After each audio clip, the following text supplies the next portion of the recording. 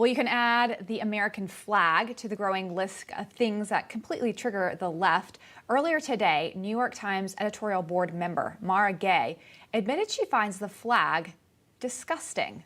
Watch this.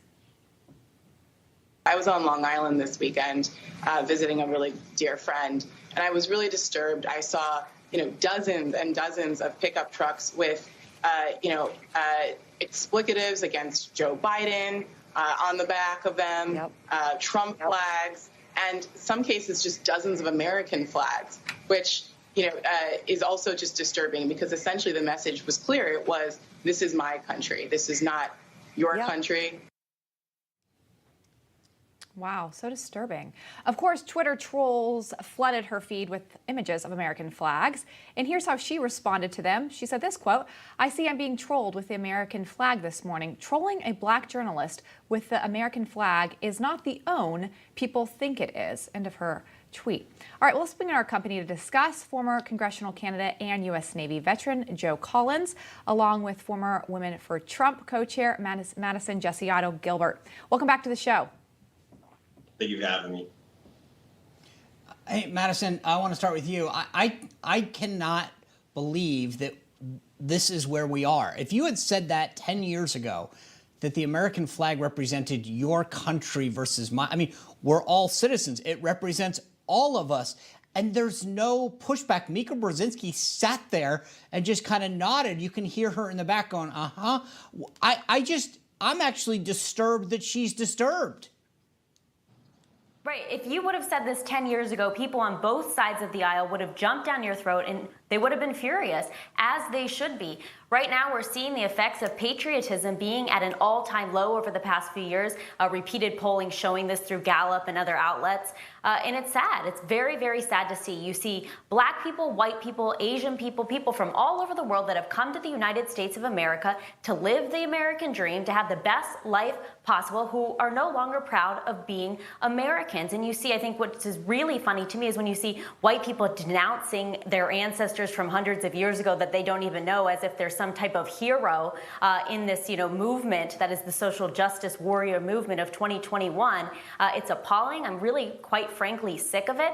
And I think this is exactly why you're seeing people not allowing their children to watch TV, to get on social media, even to go to public schools anymore. You're seeing an all-time high in homeschooling, which people are expecting will continue even after this COVID-19 pandemic has ended. This is a terrible time for our country right now. And videos like this are a perfect example why. Joe, this is an editorial writer from the New York Times. That should put everyone in a better understanding of the mindset there, that they are disturbed by a flag that is a symbol and a beacon of hope around the world is something that sends a signal to her that it's your country, not hers. I'm actually truly flabbergasted and don't understand how this ever happened. Well, I'm not surprised. Right now we live in a world where everybody is sensitive. Everybody is fighting for the perspective that they feel is greater. But I grew up in an era, I'm 35 years old, grew up in an era where we went from watching South Park to now everybody gets triggered about everything. I love the American flag. I served in the military for 13 and a half years so people can express their feelings through the American flag. I mean, this is America. If she don't like it, she can go to Guatemala with Kamala Harris. Maybe she should take your recommendation. I do want to switch gears, continue with the mainstream media, though. It seems like they don't want to cover both sides often. We saw this over the weekend. They didn't cover President Trump speaking in North Carolina. But obviously there is an audience for it because Newsmax was the only major network to cover his speech on Saturday. And it took in 1.8 million viewers. So clearly there's interest there. Why don't both sides allow their viewers to have the opportunity to hear from the other side, Madison?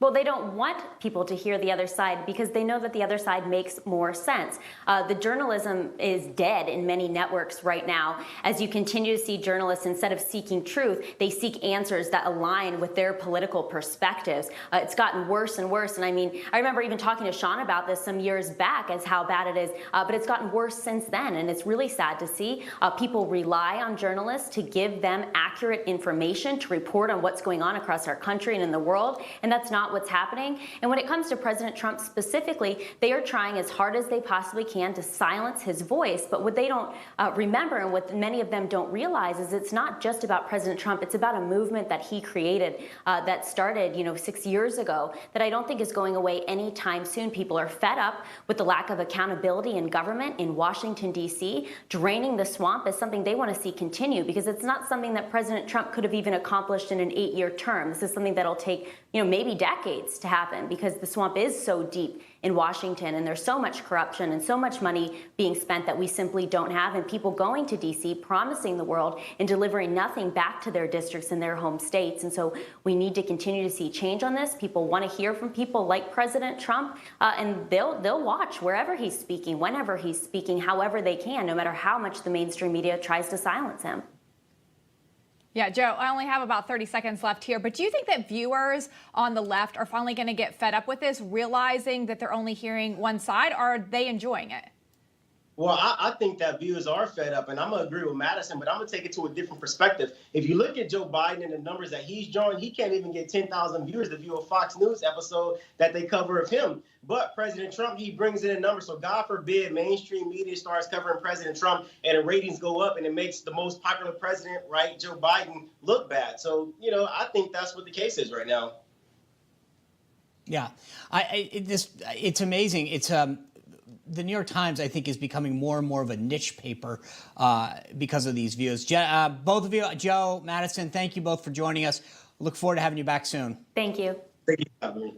Hi, Emma Reckenberg here. If you like this video, there's a whole lot more to see on Newsmax TV. You can watch for free right here on our YouTube live stream and be the first one here each time our experts break down real news. Just hit that subscribe button, ring the bell icon, and stay with us on America's fastest growing cable news channel, Newsmax TV.